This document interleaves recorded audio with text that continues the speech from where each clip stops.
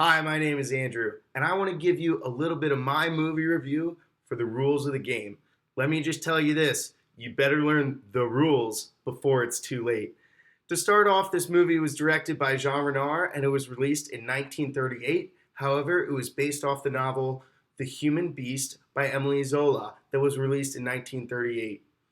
The main actors that I want to mention to you for just general information is Marquise Robert. He is the gameskeeper. He is the owner of the mansion that they will go to.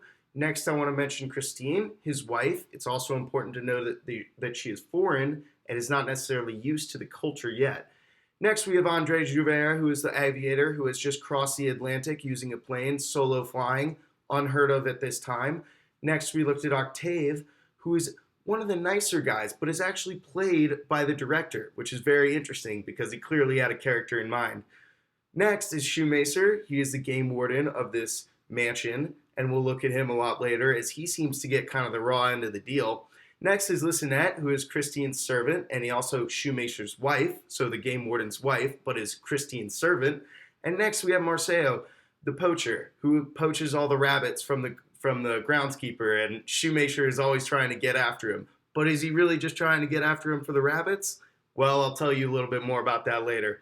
Next, we'll talk about the company. It was produced by Gaumont Film Company. Their budget was about 5.5 million francs. I think what was really important about this is that they spent so much money, but they actually ended up cutting a lot of the film because of the public's reaction. And we'll talk a little bit more about that later. But a fun fact is that they cut over 13 minutes of the film. And that's a lot. So we'll talk more about why.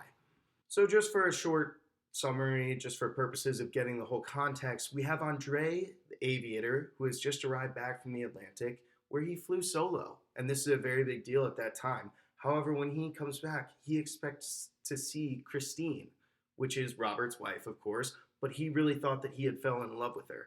This causes him to go distraught. However, his best friend, Octave, is willing to get him invited to Robert's castle where they will go on a hunt. This is where the whole movie premise begins, where they are at this mansion together. At this mansion, we see that Shoemaker and his wife, Listenette, who is Christine's servant, then falls in love with Marceo. So Shoemaker is mad at Marceo for getting after his wife. Meanwhile, Christine is flirting with another man, and Andre, the aviator, is now mad at Christine for flirting with the other guy, and also the fact that Robert has now come in and seen that they're both trying to flirt with his wife. This causes a ton of dismay, and now everyone has reached the climax of this movie. So as we've talked a little bit about the plot, the climax, the middle, I want to talk a little bit more about what it all means. So let's talk about the relationship of high society. As we see, the rules for, as they say, for high people are to marry people in their similar socioeconomic class, such as Christine and Robert. However, we see that this is not always how it works out. And furthermore, we actually see that a lot of people, not only the higher class, act the same way. We see that Listenette is both flirting with Octave, Shoemaker, and Marceo. Meanwhile, Christine is flirting with Andre, this other man, and Robert as her husband. So why does it make it so much different when we talk to each other? Why does there have to be this servant and master? And that's where it all comes into appearance and reality, public and private lives, truth and falsehood. We see that all the time in private, Christine and Listenette are almost the exact same people talking about each other. They get along and they have similar lives. We also see this with the men, where they all are trying to really gain the woman they love, but they're all from different classes. And that's what I think is so interesting, is that we really look at, is this difference as big as people think, or is it really only this like kind of economic difference when really socially a lot of people in the dark are very similar no matter how you were raised. I want to talk a little bit about the lighting of the movie and how that everything we see that is adultery or even not something that would want to be seen is always never shown in the light. Even when Christine runs out into the darkness, she's running into the dark where she is running away from her husband. That is something you don't do when you're in this socioeconomic class where you're trying to show that you're a very high class person. Every single scene that would be considered adultery or in terms of kind of flirtatious and like is kind of shot in a lower dimmed light. And that's because again we come back to this point of lightness. What do you want to be shown as your appearance, and what do you want to be shown in the darkness? And furthermore, it couldn't be more perfect that there is a thunderstorm going on right now outside. One critique I may actually have for the director, if it could have happened, would be to shoot the final scene where everything kind of goes down in this terrible light. I wish it was raining. I wish it was darker. I could kind of see everything going on, and I couldn't really understand why it seemed so wrong when everything else that had been so wrong was shown in the dark or not shown at all. But instead, when we see Shoemaker shoot Andre, we see it in the light. So how about we have some thunderstorms? How about in the final scene, it's raining, it's pouring, it's thunderstorming. You don't know what's going to happen.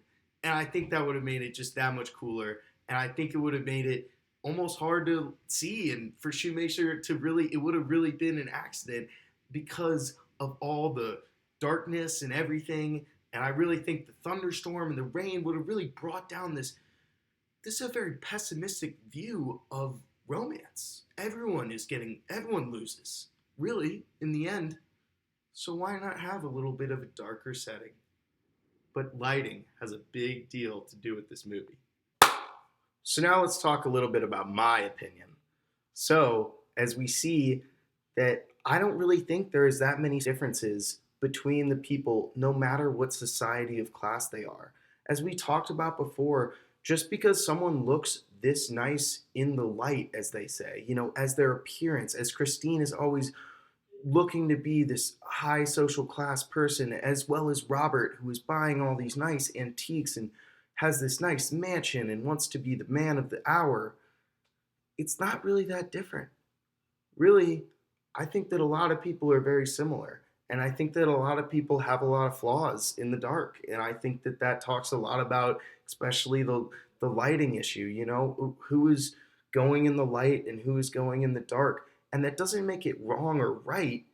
It just shows how everyone kind of has some similar characteristics. And whether you show that to the public as a high society person, or whether you kind of are acting the same as what people would determine as the working class, it really is one and the same. But there's the rules of the game, and you can't violate the rules of the game. So if you're Andre the Aviator, or you're either Marcelo trying to get with Lisonette, or Shoemaker trying to get with Lisonette, you might be left out purely because of your socioeconomic status or even where you were at that time.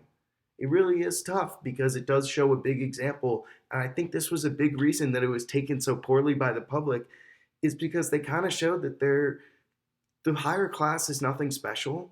They earned, well, some of them earned something, but there's a lot of characteristics in their personality that are so similar. And that's what I think is awesome. Lastly, let's talk a little bit about if the director achieved his goal. Well, I think one thing that he was really trying to mention that he has in his book of Singerman is that I think he talks about the realism of romance, and that the fact that it doesn't really matter about your social class to see the situation in terrible outcomes. We see this in multiple different French cinema movies, especially from this director. Just because true love doesn't always triumph. And I think that's a big difference in a lot of the French cinema that we've watched. It's not all about how much you love someone. Sometimes you just got to be in the right class at the right time at the right place. And it's somewhat pessimistic, but it's kind of a realism of love. And I think that's kind of cool that he shows that.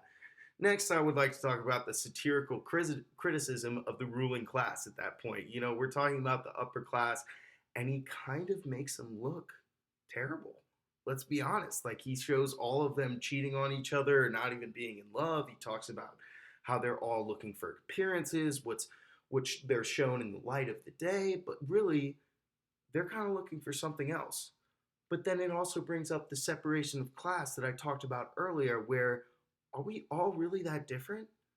And I don't think so. I really think that we're all a lot of the same, no matter what socioeconomic class you are. I think a lot of us have these same feelings when it comes to love or relationships, or a lot of these things can just transcend social class. And I think that's very important to notice. And I think Jean Renoir made a point of this in his movie. I also think that while it was coming out right before a war and after a war, people really wanted to believe in their upper class. They wanted to believe that they had a control, they had a grasp on what was happening. They didn't want to be just criticized. And that's why I think it had such a bad public overview at first, but is now looked at more of a great movie that shows kind of the difference in classes, but more the similarities in classes. And I think that's super important. So I think he really did achieve his goal in that way.